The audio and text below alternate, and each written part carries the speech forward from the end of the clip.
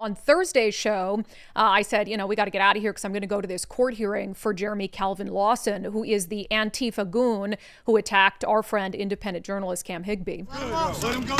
No! Let him go. Let him go. Stay back.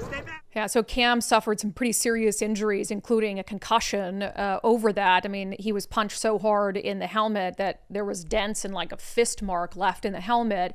And so it took more than a month, but the Seattle Police Department, as you know, we were covering this all in real time. We broke the news here that Jeremy Lawson had been arrested by the Seattle Police Department. And then, the clock starts ticking as soon as that arrest is effected, where prosecutors have to charge within 72 hours or he gets cut loose and there's no bail at all. And so I did go down to court on Thursday for the hearing. It was interesting. I'll talk more about this in a moment, but a judge wouldn't let us videotape his face in court, which is hilarious considering we have pictures of him and we know exactly what he looked like. So here's a little side by side. Looks like an Antifa lunatic, doesn't he? The whole can't film his face in court thing, this is weird. It's happening more and more often where defense attorneys will make this motion in court to say, oh, you're hurting my client's right to, fair trial or whatever it is by showing their face, which I objected on Thursday in court, which the media has the right to do, and basically said there's something called, it gets a little nerdy, but there's something called General Rule 16, which is a rule of Washington courts where there's a presumption that the media has open access to the courts. And if there's some sort of request that the media has to, change how it documents a court hearing, that we get to object, and there has to be a good cause to limit our ability to videotape or document suspects. So for whatever reason, the judge said, yeah, you can't, it's usually, you can't film their face. But in this case, the judge said we couldn't record him from the mid back down because of his dreads, because showing his dreads would identify him in some way. So it's just all crazy. But, we know what Jeremy Lawson looks like anyway, so we can still show pictures of him. We just couldn't videotape his face while he was in court. I will say, though, I was happy with the outcome. So on Thursday, the prosecutors were going to go in and ask for $75,000 bail on an assault 3. Which is a felony still. So we're talking felony assault here, which it should be, right? And I thought, gosh, we're going to get some cuckoo for Cocoa Puffs judge who is going to let him go without any bail. And I really expected that to be the outcome. But the judge was very clear that based on all of the evidence, based on Jeremy Lawson trying to contact Cam Higbee after the assault, that she felt like he poses a danger to the community. The court finds there's a likelihood of a future violent act based on the allegations here. I'll also note that as recently as 2020, Mr. Lawson was restrained in a Snohomish County restraining order protecting a separate individual. So I do find a likelihood of a future violent act, and I will set bail in the amount of $75,000 cash or bond. Mr. Lawson, I'm ordering that you appear at all future court dates, keep your address updated with the court, have no criminal law violations, do not possess any firearms or dangerous weapons, and have no contact with Cameron Higbee, either in person or over any social media or any other manner of contacting him. That's the only thing he said during the whole hearing. Yes, Your Honor. And then he squirmed out like the rat he is. I thought it was interesting, though, his defense attorney. And look, defense attorney's job is to try to get their client off, is to try to get their client home. So, to a certain extent, I don't fault defense attorneys who want to do a good job and make all sorts of crazy arguments. But this one was quite interesting. So the defense attorney, and a lot of them in Seattle are just hyper leftists, actually blamed Cam Higbee for his own assault. Here's that moment. What we do know from this super forum is that Mr. Higbee is a known agitator and clearly came to this protest dressed for a fight. I mean, Mr. Higbee appeared to this protest in a helmet and a gas mask. We think that can lead this court to question this person's intentions and what may have happened prior to my client's alleged involvement in this interaction. Crazy. So the argument is because Cam Higbee came to cover this riot with a gas mask on and a helmet, he was there to fight. And he deserved to be assaulted because that's really triggering. Or maybe he's been threatened with death so many times before and assaulted by Antifa so many times before, he thought, well, I should wear a helmet to protect myself. And we know that police often have to shoot off, canisters of gas or whatever it is. So if I want to continue to do reporting, I got to wear a gas mask, which, by the way, many mainstream journalists have started to do as well. so that they don't get gassed when police gas Antifa. But according to this defense attorney, Cam Higbee came prepared for a fight, and he's a known agitator. He comes there and he's triggering to them because he's a conservative journalist. So because his presence is triggering and agitating, then he deserves to be assaulted? Is that really going to be their defense in all of this? So the initial court appearance happened, but prosecutors hadn't filed charges yet. Luckily, they did before the clock ran out. They filed a charge Friday morning of assault in the third degree, again, felony assault, and they released the certification for probable cause, which is a document that essentially lays out the case and the evidence they have.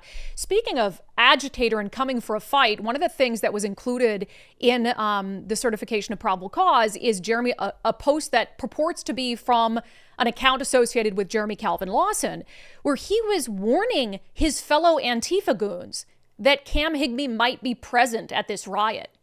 And he actually on social media, allegedly, if we're to believe this is his social media account, which I think it probably is, he put out this flyer. Far-right journalist poses as anti-ICE protester.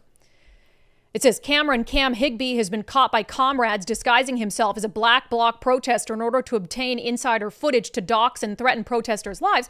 No, it's because he knows that if he shows up without his face covered, you guys are going to beat him like you did, Jeremy, like you did. So who's the agitator here? Who's the one showing up ready for a fight?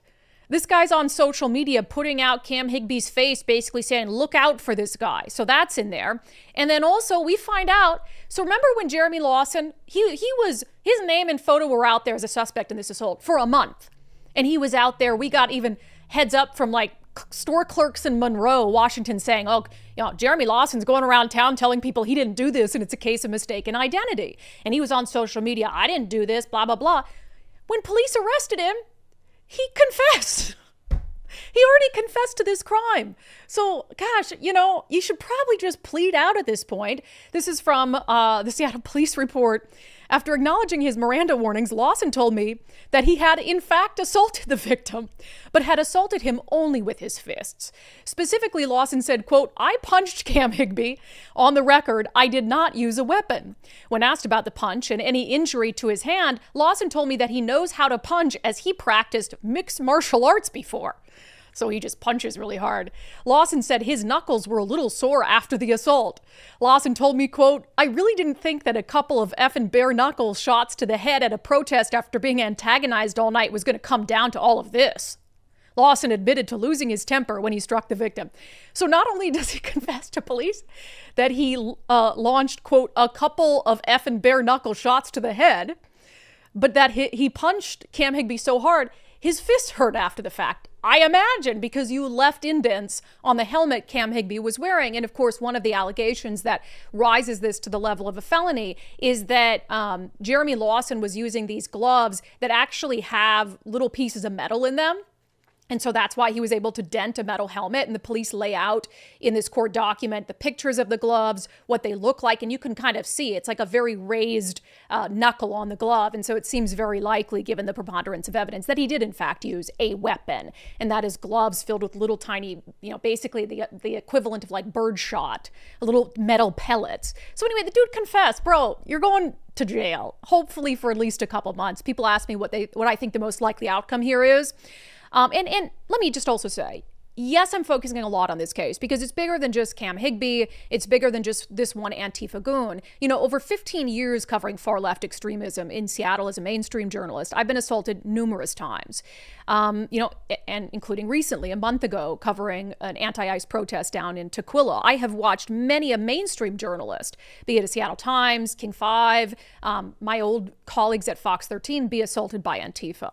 And I've watched it be excused and downplayed and ignored. And these people get away with assaults year after year after year. And nothing happens. And now they're starting to see consequences for it. And I think that's important. There have to be consequences in order to disrupt this pattern of far left violent extremism in the state. So it's much bigger than that.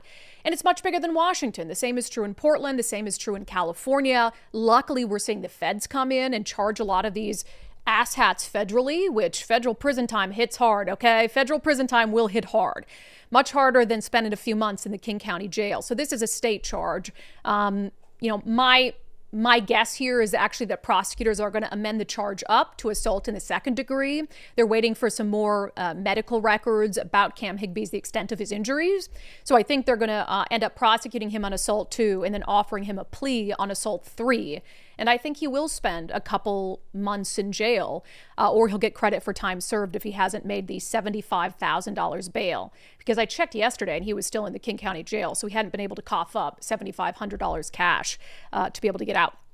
So anyway, if you get access to the internet in jail, Jeremy, I hope you're catching our show as we keep everybody updated.